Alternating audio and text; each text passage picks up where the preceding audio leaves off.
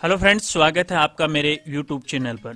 Friends, इस video में मैं राजस्थान आबकारी विभाग के द्वारा देसी और विदेशी मदिरा दुकानों के लिए ऑनलाइन आवेदन मांगे हैं उसके बारे में मैं बताने वाला हूं। वीडियो के प्रारंभ में मैं वो विज्ञप्ति आपको बताने वाला हूं कि ऑनलाइन फॉर्म भरने से पहले हमें किन किन कागजातों की आवश्यकता होगी और कौन जो व्यक्ति है कहां आवेदन भर सकता है। इसके साथ ही वीडियो में मैं आपको ऑनलाइन फॉर्म भरने की स्टेप बाय स्टेप जानकारी बताने वाला हूं। आप इस वीडियो को देखने के बाद ये ऑनलाइन आवेदन अपने घर बैठे अपने मोबाइल से या फिर अपने पीसी से भी आप कर सकते हो। आपको कहीं पर जाने की आवश्यकता भी नहीं पड़ेगी। तो फ्रेंड्स, इस वीडियो के साथ आप बने रहें और वीडियो को लास्ट तक जरूर देखें। तो सबसे पहले फ्रेंड्स, हम विभागीय विज्ञप्ति देख लेते हैं कि कौन आवेदक है वो भर सकता है, कितनी इसकी फीस है और किन दस्तावेजों की हमें आवश्यकता ऑनलाइन फॉर्म के समय पड़ने वाली है। तो चलिए फ्रेंड्स शुरू करते हैं। सबसे पहले वो विज्ञप्ति अपन देख लेते हैं। चलिए फ्रेंड्स, ये मैं विज्ञप्ति पहले आपको दिखा देता हूं। देखिए फ्रेंड्स, ये आबकारी विभाग राजस्थान जिसका कार्यालय उदयपुर में है, जारी गई विज्ञप्ति है जो 2 फरवरी को जारी की गई है। और इस फॉर्म की ऑनलाइन भरने की जो तारीख है फ्रेंड्स, वो है 9 फरवरी 2019 से लेकर 26 फरवरी 2019 तक आप ये ऑनलाइन फॉर्म है वो भर सकते हो। तो फ्रेंड्स, अगर आपको मैं यहाँ एक विशेष जानकारी और देना चाह रहा हूँ कि आपने फॉर्म है 26 तारीख को भर दिया और आपका प्रिंट आउट है वो किसी कारणवश नहीं निकला, तो 3 दिन का समय होता है। 3 दिन बाद अपना आवेदन है वो प्रिंट कर सकते हैं। लेकिन जो ऑनलाइन आवेदन करने की जो तिथि रहेगी, अंतिम तिथि, वो 26 फरवरी ही रहेगी। 26 फरवरी के बाद ऑनलाइन लिंक है वो हटा दिया जाएगा। तो फ्रेंड्स, सबसे पहले अपन जान लेते हैं आवेदन फीस। तो अपने राजस्थान के किसी भी संभाग से हो, किसी भी जिले से हो, तो सबके लिए एक ही इन्होंने आवेदन फीस रखी है 28,000 रुपए। तो फ्रेंड्स, यहाँ एक विशेष और सूचना मैं आपको बता रहा हूँ। इस बार आबकारी विभाग ने आवेदकों को एक छूट दी है अमानत राशि की। इस बार आवेदकों को अमानत राशि है वो नहीं जमा करानी पड़ेगी। केवल जो आवेदन जो फीस है 28,000 रुपए वही जमा करवानी पड़ेगी। और ये जो आवेदन फीस है वो नॉन रिफंडेबल है, यानी ये आवेदन फीस है आपको पुनः नहीं मिलने वाली है।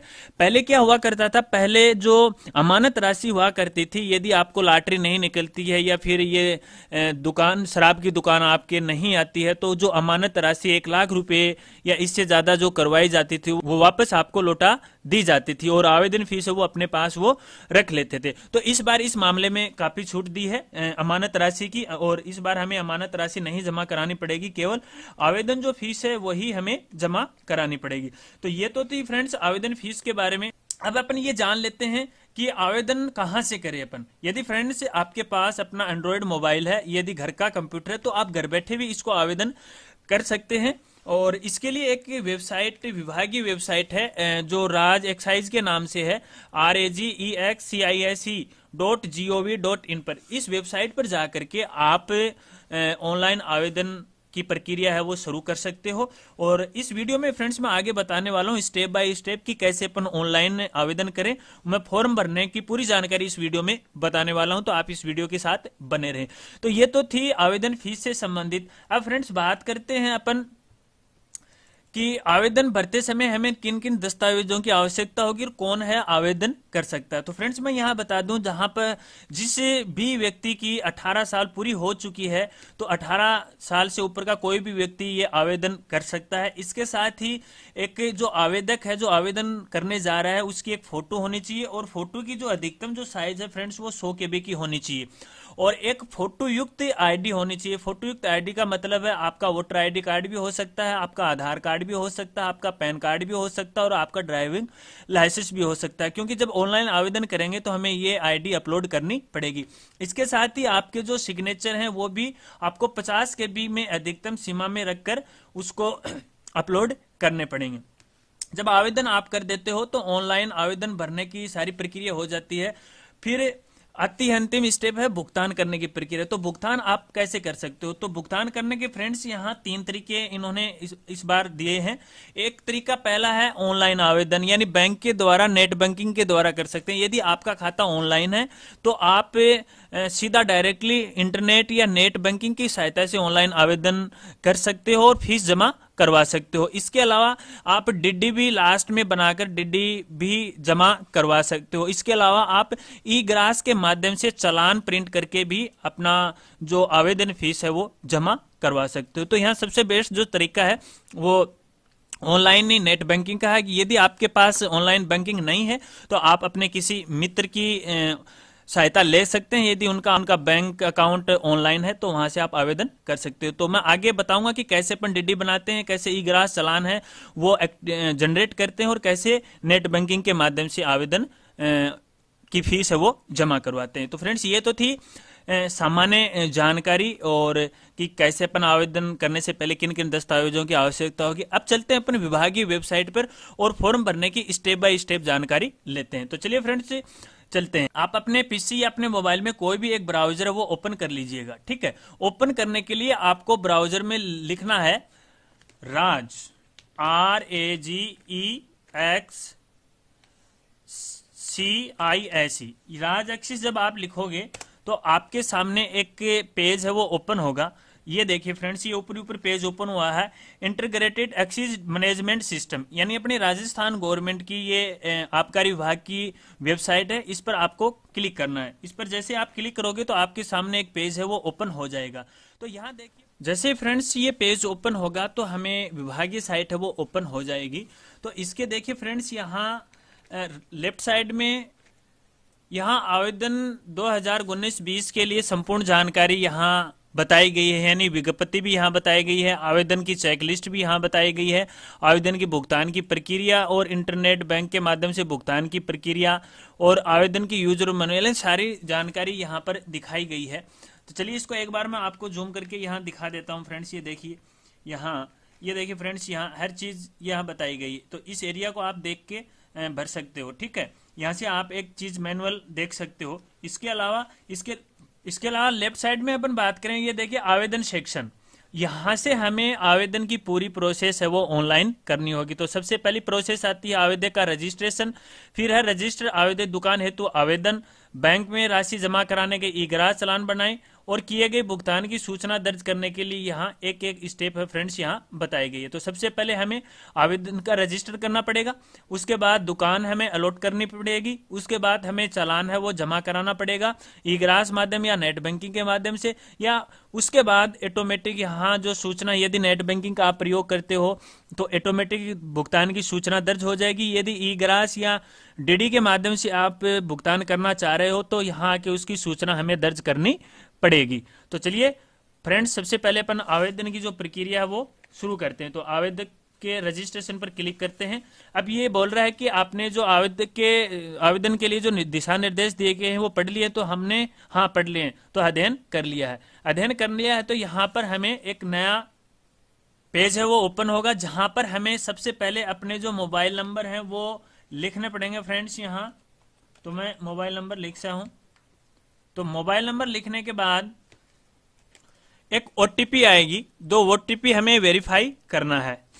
ओटीपी है वो 5 डिजिट की होगी। ओटीपी आने के बाद ओटीपी आपको यहां से सत्यापित करना है। अब जैसे फ्रेंड्स हमारे सामने जो फॉर्म है वो पहली स्टेप पे ओपन हो गई है। यहाँ step by step upon form अब भरना शुरू करेंगे।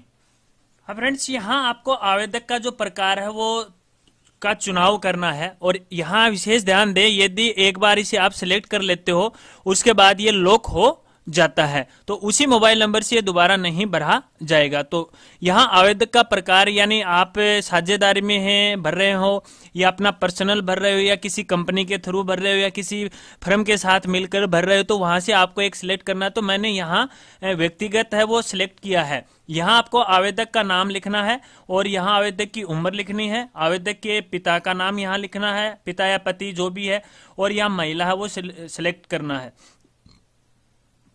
यहाँ उसका लिंग है वो सिलेक्ट करना है, महिला है कि या पुरुष है। आवेदक की फोटो आपको यहाँ से ब्राउज करनी है। इस ब्राउज पे जैसे आप क्लिक करोगे तो यहाँ आपके जो जहाँ पर फोटो एग्जैक्टली है वहां से आप इसको सिलेक्ट कर सकते हो, ठीक है। यहाँ करने के बाद अगले ऑप्शन में आप अपने जो फोटो युक्त आईडी है, वोटर आईडी, पहचान पत्र जो भी है, आधार कार्ड है, पैन कार्ड है, जो भी है वहां से आप कर सकते हो। अगले में आपको यहाँ अपने हस्ताक्षर या अंगूठा है वो अपलोड करना है। तो फ्रेंड्स यहाँ ध्यान दें, जो फोटो और आईडी फोटो है वो दोनों की साइज है 100 KB होनी चाहिए और सिग्नेचर की 50 KB। नागरिकता ऑलरेडी भारतीय दे रखा है।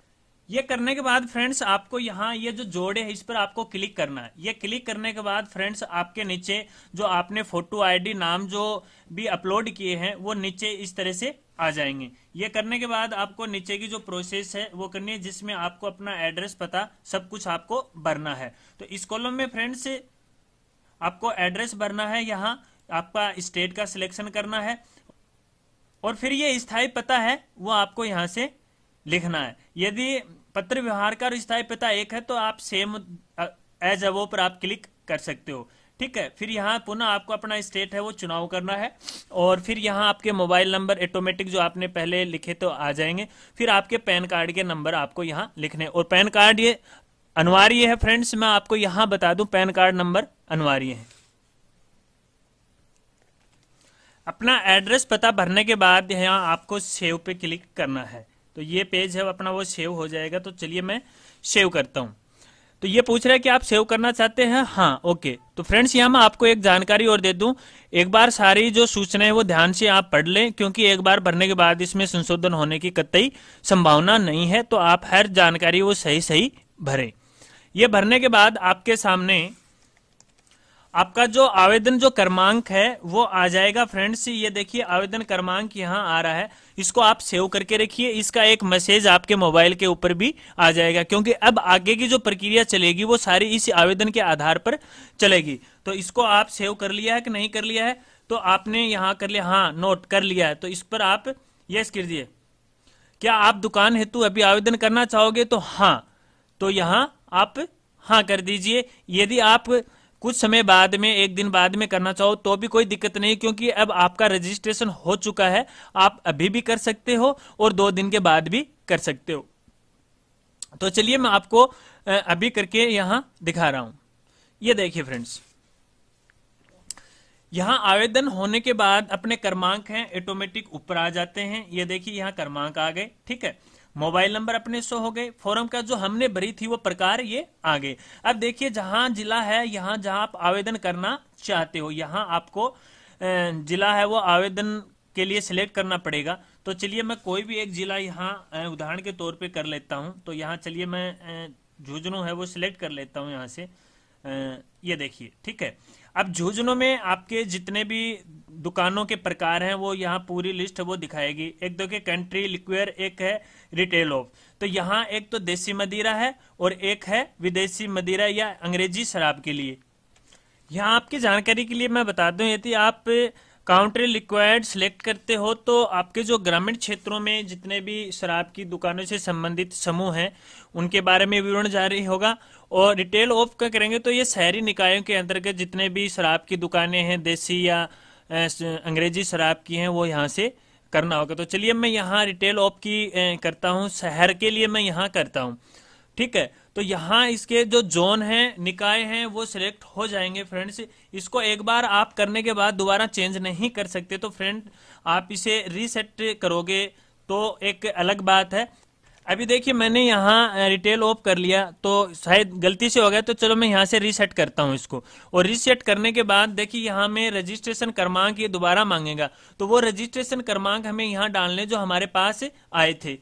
ये देखिए फ्रेंड्स, हमसे मान लीजिए पीछे गलती हो गई, अपन काउंटर लिक्विड करना चाहते थे या फिर रिटेल ऑफ करना चाहते थे या गलती से हो गए, तो हमने वहां से रीसेट किया। तो हमें पुनः हमारे जो आवेदन क्रमांक और मोबाइल नंबर है वो डालने होंगे।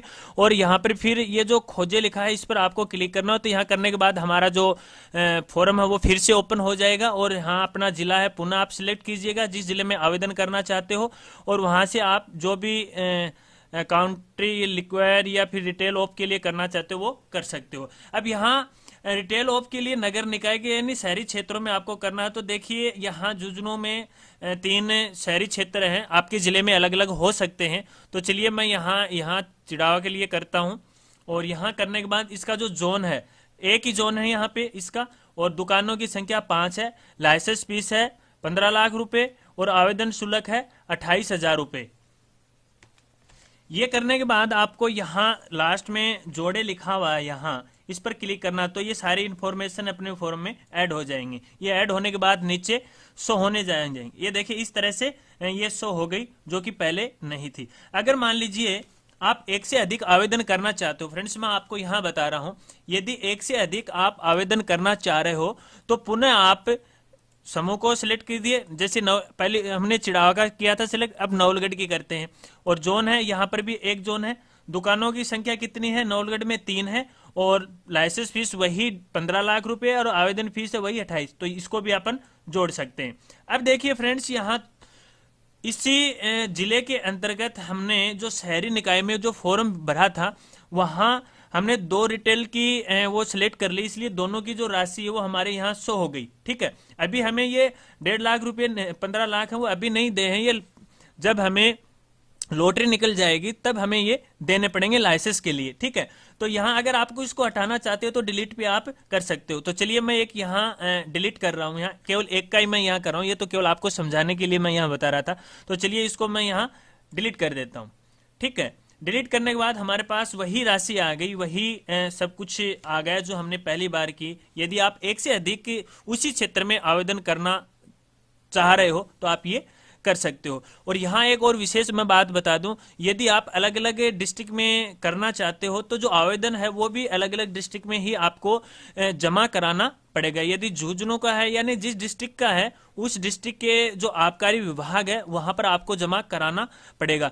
अब आपने अलग अलग डिस्ट्रिक्ट में फॉर्म जमा करवा दिए, मान लीजिए अलग अलग डिस्ट्रिक्ट में आपकी लॉटरी लग गई और आपकी दुकान आपके हिस्से में आ गई, तो केवल आप एक ही दुकान पर कब्जा कर सकते हो। यदि डिपार्टमेंट को पता चल जाता है तो आपको केवल एक ही दुकान अलॉट करेगा, बाकी एक दुकान है आवेदन के क्रम के अनुसार जो टॉप पे है उसको दे दी जाएगी। तो यहाँ मैं इंफॉर्मेशन है वो सेव करता हूँ। चलिए यहाँ से सेव का ये जो बटन है या मेनू है, इस पर अपन सिलेक्ट करते हैं और आगे की प्रोसेस करते हैं। सेव कर दिया। और क्या आप सेव करना चाहते हैं? हाँ, मैं इसे सेव करना चाहता हूं। अब हमारे पास देखिए सफलतापूर्वक कर लिया गया है। संदर्भ संख्या है जून 103, यानी अपने डिस्ट्रिक्ट के कोड होते हैं। ठीक है, तो ये डिस्ट्रिक्ट कोड आपको लिख के रख लेना, अगर हो सकता है कि भविष्य में दिक्कत आ जाए, कोई टेक्निकल इशू आ जाए। अब देखिए फ्रेंड्स, यहां हमें एक और नोटिफिकेशन किया है कंफर्म करने के लिए। नोटिफिकेशन में ये किया गया है कि यदि आप आवेदन की जो राशि है वो गलत भरते हैं या कोई चालबाजी करते हैं तो आपका फॉर्म वो निरस्त कर दिया जाएगा। यानी आपने फॉर्म तो भर दिया और आवेदन फीस है वो जमा नहीं करवाई, तो ये फॉर्म जमा नहीं करेंगे। तो यहाँ मैंने नोट कर लिया, तो नोट कर लिया है, तो यहाँ यस करना है। और हाँ, आगे की प्रक्रिया आप करना चाहते हो? हाँ, ठीक है। तो अब देखिए फ्रेंड्स, यहाँ झुंझुनू में अपन आ गए हैं क्योंकि अभी हमने इसी डिस्ट्रिक्ट का चुनाव किया गया था और ये हमारा जो फॉर्म है वो आ रहा है। अब यहाँ अपने एक एक जानकारी ये हमें प्रदर्शित कर रहा है। देखिए जिस जिले में हमने आवेदन किया वो आवेदन बता रहा है और उसकी आवेदन क्रमांक है जो 103 और कुल आवेदन कितने? 1 है। और भुगतान कितने का हुआ? अभी किसी का भी नहीं हुआ है। भुगतान शेष किसका बचा? 1 का। और टोटल भुगतान कितना? 28,000 रुपए का। ठीक है, तो फ्रेंड्स यहाँ अगर मान लीजिए आपने एक साथ आवेदन 2 या 3 या 4 या 5 किए हैं तो उनकी संख्या यहाँ प्रदर्शित हो जाएगी। अगर एक से अधिक आपने आवेदन किया तो इसकी संख्या यहाँ प्रदर्शित होगी। तो चलिए अब आगे की प्रक्रिया अपन करते हैं। अब भुगतान का माध्यम अपन सिलेक्ट करते हैं फ्रेंड्स। यहाँ भुगतान का माध्यम देखिए, यहाँ आवेदन शुल्क है। भुगतान का माध्यम के लिए इसके लिए आपको यहाँ से सिलेक्ट करना है, आप डीडी बनाना चाहते हैं या मैनुअल ई ग्राहक चालान से बैंक जमा करना चाहते हैं या नेट बैंकिंग से। तो चलिए मैं यहाँ डीडी के माध्यम से, जो अगर आपके पास मान लीजिए नेट बैंकिंग नहीं है तो आपके लिए सबसे बड़ी जो प्रक्रिया होगी सरल, वो डीडी की ही होगी। क्योंकि अगर ई ग्रास पे भी जाओगे तो भी आपको बैंक में जाना है, कुछ ई ग्रास के चालान के अतिरिक्त चार्ज है वो लग जाएगा। तो आप केवल डीडी के माध्यम से ही करवाए यदि आपके पास नेट बैंकिंग नहीं है। और जो मेरे साथी ऑनलाइन भुगतान करना चाहते हैं तो वो नेट बैंकिंग को आप सिलेक्ट कीजिएगा। ठीक है, तो ऑटोमेटिक जो प्रोसेस है वो आगे चली जाएगी। यहाँ जो साथी नेट बैंकिंग से आवेदन करने जा रहे हैं या ऑनलाइन भुगतान करने जा रहे हैं तो वो इस विशेष बात का ध्यान रखें कि आवेदन जब आप नेट बैंकिंग के माध्यम से भुगतान कर रहे हो तो उसी दौरान जब आपकी प्रोसेस बैंक में चली जाए और उस समय आप अपने कंप्यूटर के या अपने मोबाइल के किसी भी की को प्रेस ना करें, जैसे कीबोर्ड से कोई प्रेस ना करें, जब तक भुगतान कटने के बाद वापस से पुनः है इसी वेबसाइट पे नहीं आ जाए। जब आप ऑनलाइन आवेदन की जो फीस नेट बैंकिंग के माध्यम से भुगतान करोगे और भुगतान कटने के बाद यानी अपने बैंक से पैसे कटने के बाद पुनः है ऑटोमेटिक ये जो साइट है पुनः इसी विभाग की साइट पे आ जाएगी। तो आप इस विशेष बात का ध्यान रखें। अगर आपको ऑनलाइन भुगतान करने के समय कोई समस्या आती है तो आप कम से कम 2 दिन का वेट कीजिएगा और उसके बाद पुनः अपने आवेदन को ओपन कीजिएगा, क्योंकि कई बार ऐसा होता है कि नेट बैंकिंग के माध्यम से अपने खाते से पैसे तो कट जाते हैं लेकिन अपने आवेदन में वो पैसे जमा कराने की कोई स्थिति नहीं दिखाता है, यानी आवेदन फीस है वो 0 दिखाता है। तो ये टेक्निकल इश्यू है, 2 दिन का आप वेट करें और 2 दिन का वेट करने के बाद ऑटोमेटिक या तो आपके बैंक में पुनः चार्ज आ जाएगा या अगर नहीं आता तो आपके इस फॉर्म में है वो चार्ज है वो सक्सेसफुली दिखा दिया जाएगा। यदि इसके बाद भी कोई टेक्निकल इश्यू आता है, कई बार पिछले साल ऐसी टेक्निकल इश्यू आए थे, तो आप जो कार्यालय है अपना डिस्ट्रिक्ट का जो आबकारी कार्यालय है उसमें आप जाके संपर्क कर सकते हो। हालांकि आप कम से कम 2 दिन का वेट करें, 2 दिन का वेट करने के बाद आपको पुनः है वो प्रक्रिया है, यदि सक्सेसफुली होगा तो आपको दिखा दिया जाएगा, वरना आपके बैंक में पुनः पैसे आ जाएंगे। तो यहां मैं चलिए डीडी की प्रोसेस आपको बता रहा हूं, ठीक है। यहाँ फ्रेंड्स जब आप बैंक में डीडी बनाते हो जितने रुपए की राशि है जैसे 28,000 की, तो यहाँ उसके आपको क्रमांक हैं वो डालने। अब देखिए फ्रेंड्स हमने डीडी को यहाँ सिलेक्ट किया है और उसकी दिनांक भी आ रही है, उसकी क्रमांक भी आ रही है और उसकी राशि भी आ रही है, ठीक है। अब फ्रेंड्स बात यह रहेगी कि हम आवेदन भर रहे हैं, डीडी हमने बनाई नहीं, तो इसके लिए हमें क्या करना पड़ेगा, एक बार हमें इस फॉर्म को यहीं रोकना पड़ेगा और बैंक में अपने को डीडी जमा करवानी पड़ेगी और डीडी जमा करवाने के बाद पुनः उसकी वेबसाइट पर हमें आना पड़ेगा और वो डीडी क्रमांक हमें डालना पड़ेगा। तो चलिए फ्रेंड्स मैं यहाँ पर इसको रीसेट करता हूँ और पुनः विभाग की उस लिंक पे चलता हूँ जहां से अपन डीडी के क्रमांक डालने हैं या अपने जो ई ग्रास जो चालान है उस चालान के क्रमांक हमें डालने हैं जमा करवाने के बाद। ऑनलाइन नेट बैंकिंग के द्वारा तो कोई ऐसी दिक्कत नहीं है, लेकिन ई ग्रास चालान और डीडी के माध्यम से यदि आप पे कर रहे हो तो आपको पुनः विभागीय साइट पर चलना होगा। तो चलिए मैं वहां पर आपको चलता हूं, यहां से मैं इसको रीसेट है वो करता हूं फ्रेंड्स। ये देखिए रीसेट करता हूं, चलिए मैं डायरेक्टली उसकी साइट पे चला जाता हूं। ये देखिए यहाँ वो साइट है, यहाँ पर मैं जा रहा हूं पुनः और ये देखिए चलिए फ्रेंड्स हम पुनः है उस आबकारी विभाग की वेबसाइट के मेन पेज पर आ गए जहां से हमने आवेदन शुरू किया था। अब हमें वो डीडी जो हमने बैंक में जमा करवाई थी या जो ई ग्रास चालान बैंक में जमा करवाया था उसकी जानकारी हमें फिल करनी है। तो इसके लिए हमें क्या करना पड़ेगा फ्रेंड्स, यदि आपने ई ग्रास के माध्यम से चालान बनाया है तो आपको यहां पर क्लिक करना है, यदि आपने डीडी सिलेक्ट किया है तो आपको यहां सिलेक्ट करना है, ठीक है। तो चलिए हमने डीडी की प्रोसेस की थी, तो डीडी करने के बाद यहाँ किए गए भुगतान की सूचना दर्ज करने के लिए यहाँ पर अपन क्लिक करेंगे और अध्ययन कर लिया है और यहाँ से अपना जो क्रमांक है वो डालेंगे। जैसे ही इस पेज ओपन होगा तो यहाँ अपने को जो क्रमांक है वो डालने होंगे। यहाँ मैंने क्रमांक दर्ज कर दिया और जो मोबाइल आवेदन के समय दिए थे वो मोबाइल नंबर भी यहाँ डाल दिए हैं। यदि इनमें से कोई भी एक अक्षर गलत रहा तो ये आगे माउस का क्लिक होने नहीं देगा, इससे पहले ये बता देगा कि ये गलत सूचना है। यह होने के बाद यहाँ पर जो राइट साइड में खोजे दे रखा है इस खोज के ऊपर आपको क्लिक करना और क्लिक करने के बाद अपने फार्म से संबंधित सूचना यहाँ आ जाती है। देखिए हमारा जो फार्म है वो खुल गया या हमारा नाम है वो शो होने लग जाएगा और वो इन्फॉर्मेशन आ जाएगी। अब देखिए फ्रेंड्स हमें यहाँ एकाधिक मल्टीप्लाई आवेदन क्रमांक यहाँ पर आपको क्लिक करना है, ठीक है।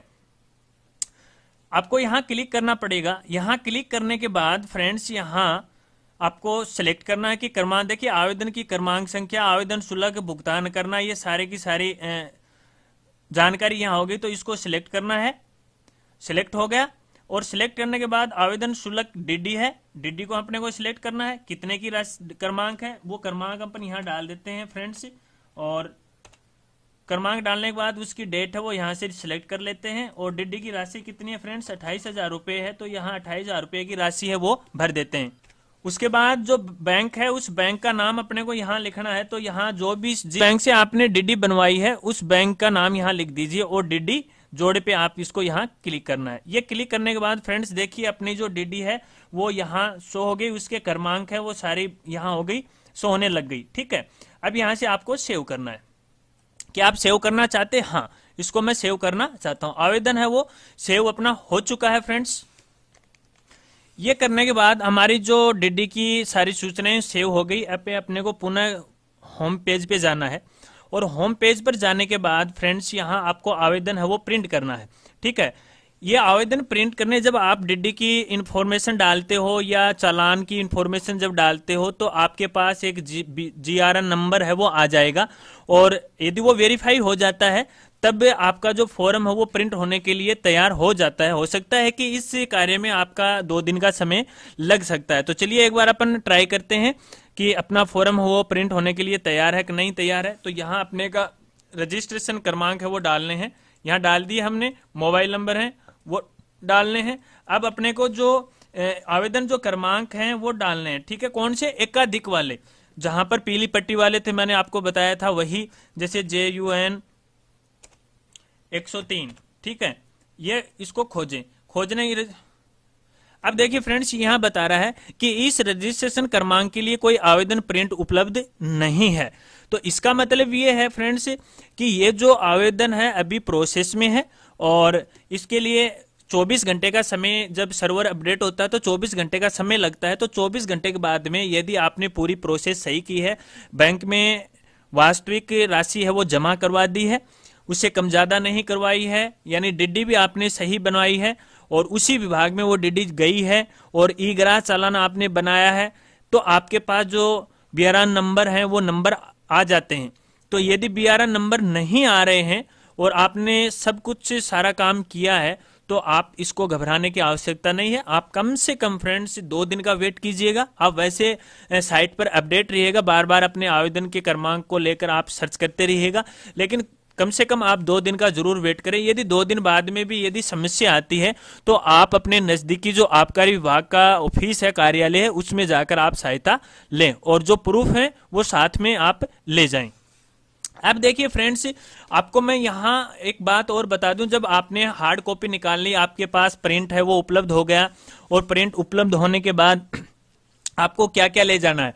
आपको जितने भी ऑनलाइन प्रिंट के समय जो भी डॉक्यूमेंट निकल रहे हैं, जितनी भी कॉपियां निकल रही हैं वो ले जानी है, प्लस आपका आधार कार्ड जो आपने अपलोड किया है या जो आईडी, फोटो आईडी आपने जो अपलोड की है वो आपको साथ में ले जानी है, और आपका जो पैन कार्ड है उसकी फोटोकॉपी भी आपको साथ में ले जानी है। इसके साथ ही आपको अपने जो आवेदन प्रिंट हुआ है उस आवेदन के जहां जहां चाहे गए जगह पर आपके अपने सेल्फ हस्ताक्षर करने हैं, और हस्ताक्षर करवाने के बाद आप उस कार्यालय में जाकर अपने फॉर्म को है वो सबमिट करवा दीजिएगा। और उसका जो स्टेटस है समय समय पर आपको होम पेज पर इसी लिंक पे मिले। किए गए आवेदनों की वर्तमान स्थिति अगर अपन जाने तो देखिए यहाँ पर वो रजिस्ट्रेशन नंबर अगर डालते हैं फ्रेंड्स, तो ये डालने के बाद जब हम अपने आवेदन क्रमांक नंबर, मोबाइल नंबर और अपने आवेदन जो मल्टीपल आवेदन नंबर वो डालेंगे तो अपने आवेदन की स्थिति यहाँ दिखा देगा, और रिटेल ऑफ की जो आवेदन का प्रकार वो दिखा देगा, जिला कौन सा वो दिखा देगा, और अपना जो फॉर्म है आवेदन जो क्रमांक है वो भी ये दिखा देगा। तो देखिए फ्रेंड्स, ये आवेदन क्रमांक है, यहाँ अपन ये आवेदन क्रमांक को सिलेक्ट करते हैं। इसको जब हमने सेलेक्ट किया तो हमारी जो स्थिति है वो सारी यहाँ शो हो जाएगी कि अपना आवेदन शुल्क भुगतान अब नोट अप्रूव्ड हुआ है, क्योंकि अभी तक हमारा आवेदन शुल्क है वो उनके पास पहुंचा ही नहीं है फ्रेंड्स यहाँ। तो देखिए फ्रेंड्स, यहाँ आपको मैं एक जानकारी और दे दूं कि अभी तक मैंने ये फॉर्मेशन बताई थी वो केवल आपको डेमो के लिए बताई थी, हालांकि मैंने किसी प्रकार का कोई आवेदन नहीं किया है, लेकिन एक जो प्रोसेस थी वो मैंने आपको बताई है। चलिए एक बार से एक कंफ्यूज और दूर कर देते हैं। शुरू में अपन एक क्रमांक फिर से लगा लेते हैं। कई बार क्या होता है, देखिए आवेदन क्रमांक यहाँ, एक तो ये क्रमांक यहाँ है, ये तो आवेदन रजिस्ट्रेशन नंबर है, और एक ये आवेदन क्रमांक ये है। ठीक है, तो अपने को इस आवेदन क्रमांक के द्वारा सर्च करना है। चलिए तो अपन होम पेज पर पुनः चलते हैं और उसकी वेबसाइट पर देखते हैं, आवेदन की जो प्रक्रिया है वो करते हैं।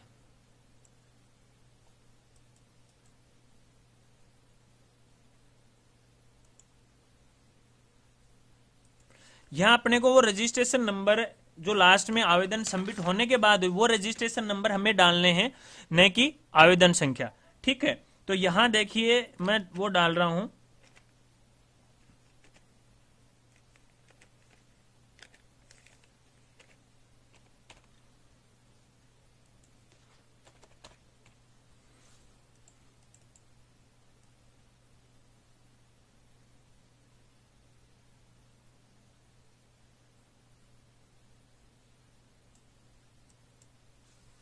अब देखिए इसका कोई प्रिंट उपलब्ध अभी भी ये शो कर रहा है, तो यहाँ अपनी जो जानकारी है, हो सकता है कि फ्रेंड्स आपने कोई गलत भर दी हो, लेकिन आपने पूरी जानकारी यदि सही भरी है तो उसका, यदि आपका पैसा आपने ऑनलाइन सबमिट करवा दिया और उनके पास पैसा पहुंच गया तो ही ये फॉर्म वो प्रिंट होगा, अन्यथा ये प्रिंट नहीं होगा। तो फ्रेंड्स ये तो आबकारी विभाग के आवेदन ऑनलाइन भरने की पूरी जानकारी दी। यदि फिर भी आपको कोई समस्या आती है तो आप मुझे कमेंट कीजिएगा, मैं आपको पूरी सहायता करने की है वो कोशिश करूंगा। और अगर चाहे आवेदन के समय हो या ऑनलाइन भुगतान के समय हो, जो भी आपको अगर समस्या आ रही है तो वो समस्या आप मुझे बताएं कमेंट करके, तो मैं आपकी सहायता करने की कोशिश करूंगा। फ्रेंड्स जानकारी अगर आपको अच्छी लगी हो तो मेरे चैनल को आप जरूर सब्सक्राइब कीजिएगा, और सब्सक्राइब करने के बाद बेल आइकन जरूर दबाएगा, क्योंकि इस चैनल पर आपको इस प्रकार से संबंधित वीडियो मिलते रहेंगे। जब आप चैनल को सब्सक्राइब करते हो और सब्सक्राइब करने के बाद बेल आइकन नहीं दबाते हो तो मेरे आने वाले वीडियो का नोटिफिकेशन नहीं आपको मिलता है, इसलिए आप सब्सक्राइब करने के बाद बेल आइकन जरूर दबाएं। अगर दोस्तों वीडियो से संबंधित या इस फोरम से संबंधित यदि और भी कोई आपकी समस्या है तो आप मुझे कमेंट कीजिएगा, मैं आपकी पूरी सहायता करने की कोशिश करूंगा। थैंक यू, धन्यवाद।